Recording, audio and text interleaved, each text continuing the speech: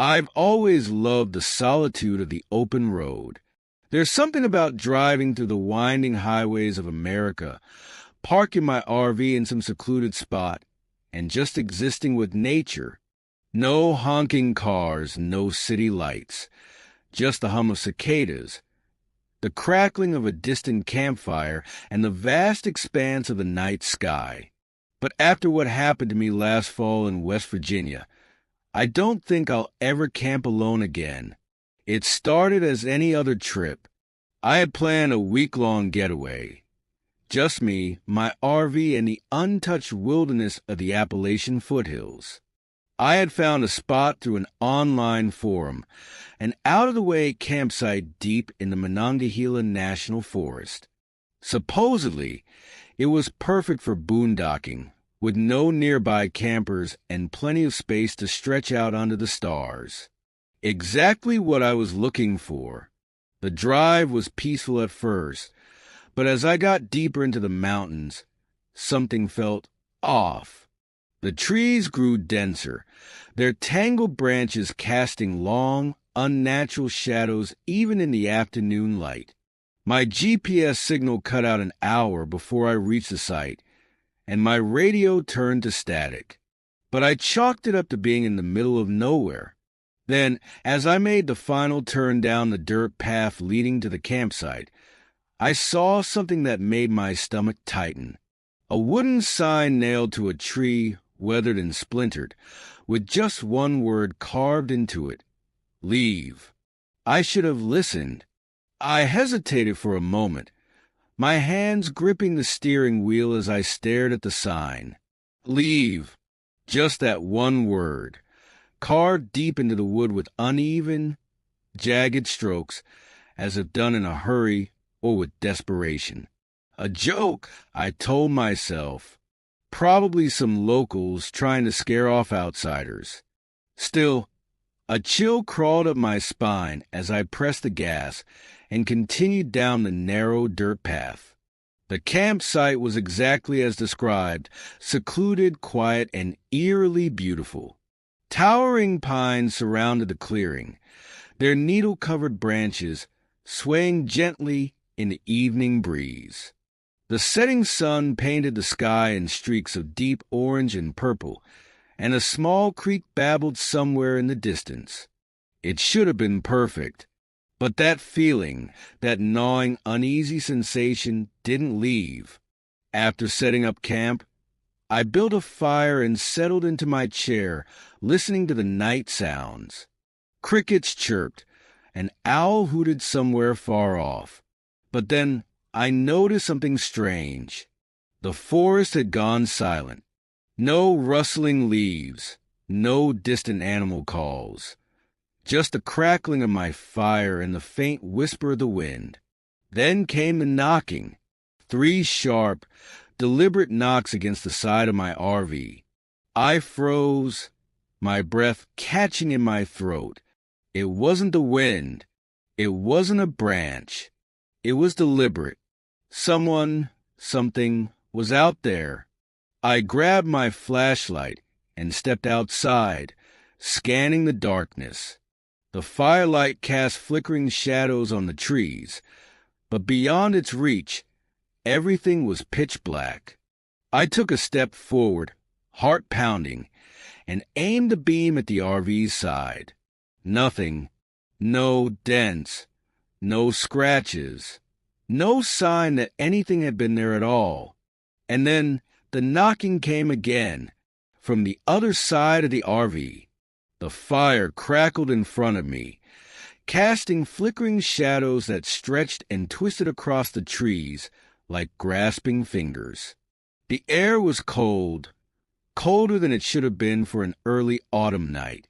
A thick mist had begun to roll in from between the trees, creeping along the forest floor like something alive, swallowing up the ground in a dense, ghostly white. I sat there, flashlight in hand, scanning the tree-line. The whistle had stopped, but the silence that followed was even worse. It was unnatural, like the entire forest was holding its breath. Even the insects had gone quiet. The firelight barely reached past the clearing, but in the dim glow, I could see the outlines of trees standing like silent sentinels. Their bark was rough and weathered, some trunks gnarled as if twisted by time itself. The branches above formed a tangled web, blotting out most of the sky. Only a few stars peeked through, cold and distant. Then the whistle came again, this time closer, too close. It was a slow, deliberate tune, 3 notes, a pause, then the same 3 notes, just a little higher this time. It wasn't random. It wasn't the wind. Someone or something was out there. A chill crawled up my spine. I had camped in remote areas before. I had encountered the occasional lost hiker, even a few weirdos who thought it was funny to mess with solo campers. But this felt different. This didn't feel like a prank. It felt like a warning. Then I heard the sound that made my blood run cold. Leaves crunching, footsteps, slow, deliberate, coming from the darkness just beyond the firelight. I stood up, heart hammering in my chest, gripping my flashlight tighter. I aimed it toward the trees. The beam cut through the mist, illuminating nothing but trunks and branches, until I saw it, a figure, standing just at the edge of the clearing, not moving, not speaking, just watching. My breath hitched as I locked eyes with the figure at the edge of the clearing. Or at least, I think I did. The details were impossible to make out in the dim light, but the shape was unmistakable, tall, motionless, vaguely human. The fog curled around its legs, making it seem like it was floating just above the ground. I swallowed hard and aimed my flashlight directly at it. The beam cut through the mist, illuminating nothing but trees. The figure was gone. My pulse pounded in my ears. I knew I had seen something. I wasn't just imagining things. The footsteps, the whistling. I wasn't alone out here. I turned in a slow circle, scanning the tree-line.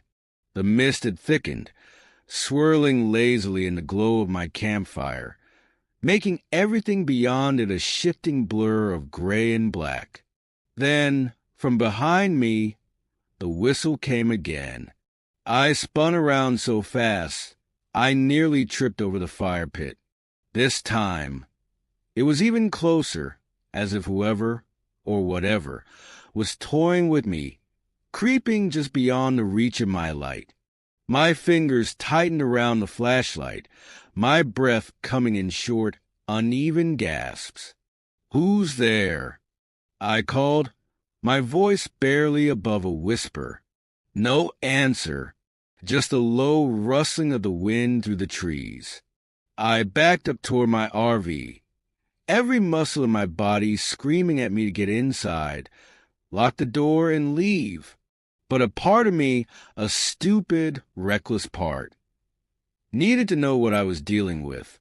If this was some lunatic messing with me, I had to at least see their face. I took a step forward, sweeping the flashlight over the trees. Nothing. Another step. The mist clung to my legs like cold fingers. My skin prickled as the silence stretched on, thick and suffocating. Then, right by my ear, so close I felt the breath, the whistle.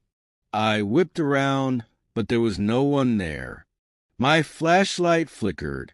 The fire sputtered. And for the first time in my life, I knew I wasn't supposed to be here. A surge of panic shot through me, a primal, gut-wrenching terror that I had never felt before. My body locked up, my breath caught in my throat, and for a moment I was completely frozen. My instincts screamed at me to run, but my legs wouldn't move. I just stood there, gripping my flickering flashlight, heart hammering against my ribs. Then my fire went out, not gradually, like a dying flame, but all at once. 1 second, it was crackling, filling the clearing with a warm, orange glow. The next, it was gone, snuffed out as if something had sucked the life out of it in an instant. Darkness swallowed me whole. I staggered backward, fumbling for my RV keys. My hands were shaking so badly I nearly dropped them. The only light left was my failing flashlight, its weak, sputtering beam barely piercing the dense fog.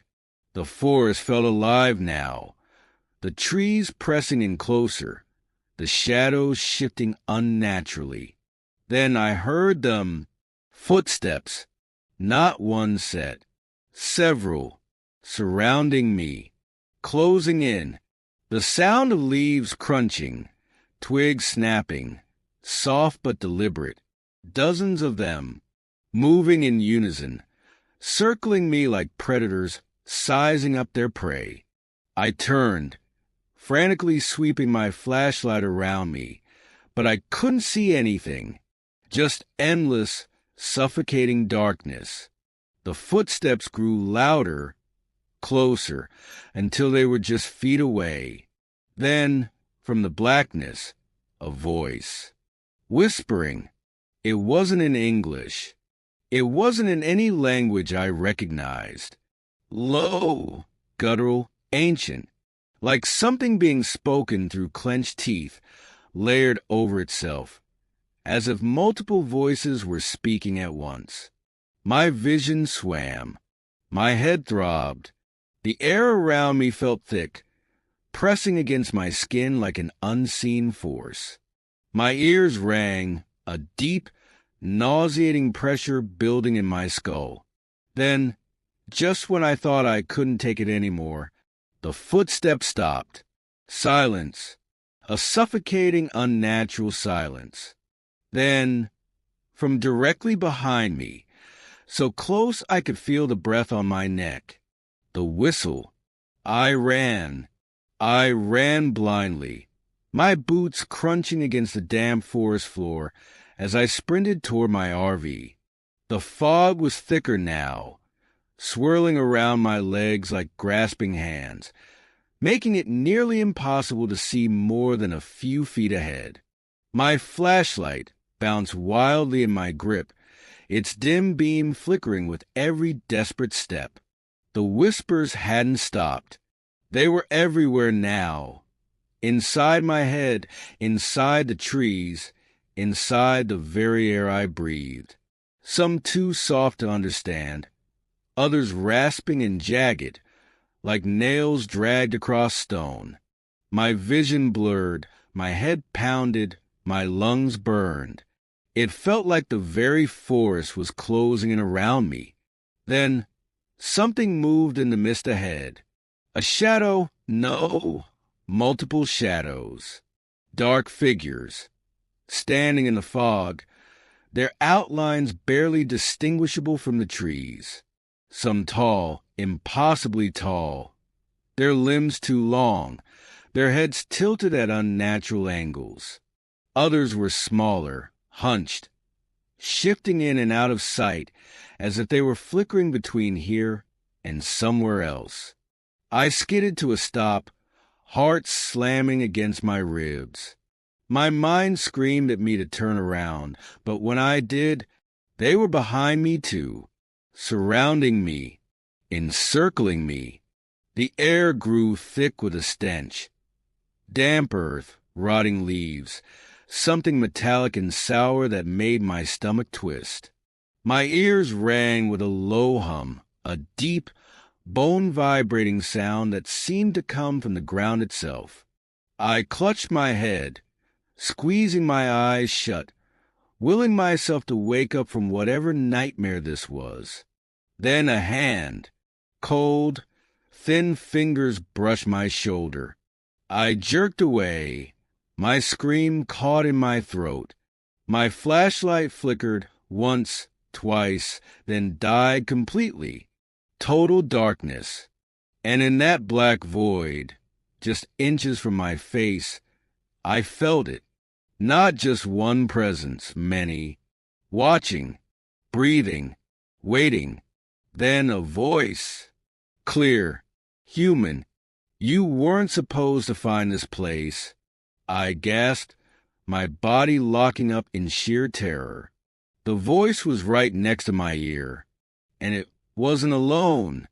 Hundreds of voices followed, whispering, chanting, rising into a deafening crescendo. And then everything stopped. The silence hit me like a slap. My ears rang from the sudden absence of sound, and when I opened my eyes, I was standing in front of my RV. The fire was burning again. The mist was gone. The trees stood still, silent and indifferent, as if nothing had happened, as if I had imagined it all. But as I reached for the RV door with trembling fingers, I noticed something, a handprint pressed into the condensation on my window, long, thin, not human, and below it, scratched into the glass, one final message. Don't come back. I stood frozen, staring at the handprint on the glass. The shape was wrong, too long, too thin, too alien.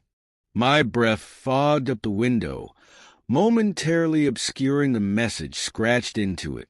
But I didn't need to read it again. Don't come back. I swallowed hard and forced myself to look around. The clearing was still eerily normal, as if the last few minutes had never happened. My fire crackled softly, casting a warm glow against the trees. The mist was gone. The air was quiet. Too quiet. I climbed into the RV, locking the door behind me, my hands still shaking. The vehicle felt suffocatingly small, the walls pressing in. I checked my phone. Still no signal. The digital clock on the dashboard read 3:17 a.m. That wasn't right. The last time I had checked, it was just past midnight. It had only felt like minutes since I started running, not hours. I tried to shake off the growing unease, forcing myself to breathe, to think rationally. Maybe I had panicked. Maybe I had gotten turned around in the dark, my mind playing tricks on me. Sleep deprivation, stress, the isolation. It could all explain what I had seen. But then, just as I reached for the ignition, something knocked on the RV door. 3 soft, deliberate taps. I went completely still, my stomach lurching. I hadn't seen another human for miles. There were no other campers, no parked cars, nothing. And yet, someone or something was outside. I clenched my jaw, slowly reaching for the curtain covering the small window next to the door. My breath felt too loud, the air too thick. I counted to 3 in my head, then yanked the curtain aside. Nothing, just the empty clearing, just my flickering campfire. But then my blood turned to ice. The fire wasn't casting a shadow. I turned my head slowly, my heart hammering against my ribs. The fire was right there, burning like normal, but there was no shadow behind it.